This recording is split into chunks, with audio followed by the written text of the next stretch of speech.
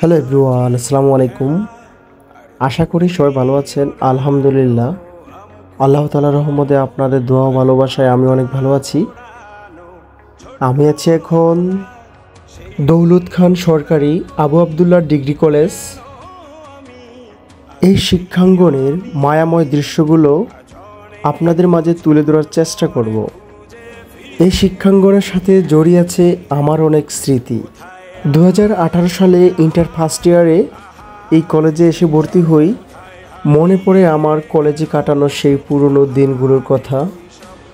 খুব মনে পড়ে আজকে আমার কলেজ লাইফের সেই পুরনো বন্ধুদের কথা, যাদের সাথে কত আড্ডা, কত দুষ্টুমি, কত তর্ক বিতর্ক। কলেজের সবথেকে সুন্দর দৃশ্য হলো এটি। এই দৃশ্যটি আসলে অনেক সুন্দর, দেখার মতো ছিল। 2018 সালে ইন্টারে এসে যখন এই কলেজে ভর্তি হই, তখন থেকেই কলেজের প্রতি আমার অনেক মায়া জন্মায়। আমি মুগ্ধ হই সাজানো গোছানো কলেজের এই অপরূপ সৌন্দর্যের। কলেজ জীবন আমাদের জীবনের এমন একটি অধ্যায় যা শুধুমাত্র পড়াশোনার মধ্যে সীমাবদ্ধ নয়, এটি আমাদের নতুন অভিজ্ঞতা, বন্ধুত্ব, স্মৃতি তৈরির অন্যতম সুন্দর সময়। বিশেষ করে আমার শিক্ষকদের আমার মনের গভীর থেকে অনেক শ্রদ্ধা করি, যাদের হাত ধরে আজকে আমি এতটুকু এসেছি। শ্রদ্ধা করি আমার শিক্ষা জীবনের শুরু থেকে এখনও অবধি যত শিক্ষককে আমি পেয়েছি।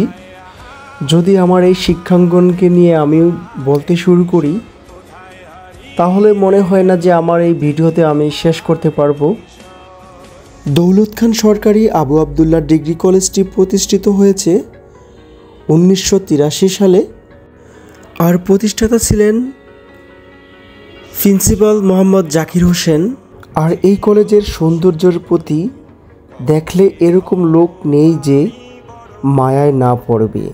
আর আপনি যদি এই কলেজে পড়ে থাকেন, তাহলে অবশ্যই ভিডিওটি আপনি আপনার টাইমলাইনে রেখে দিবেন স্মৃতি হিসাবে।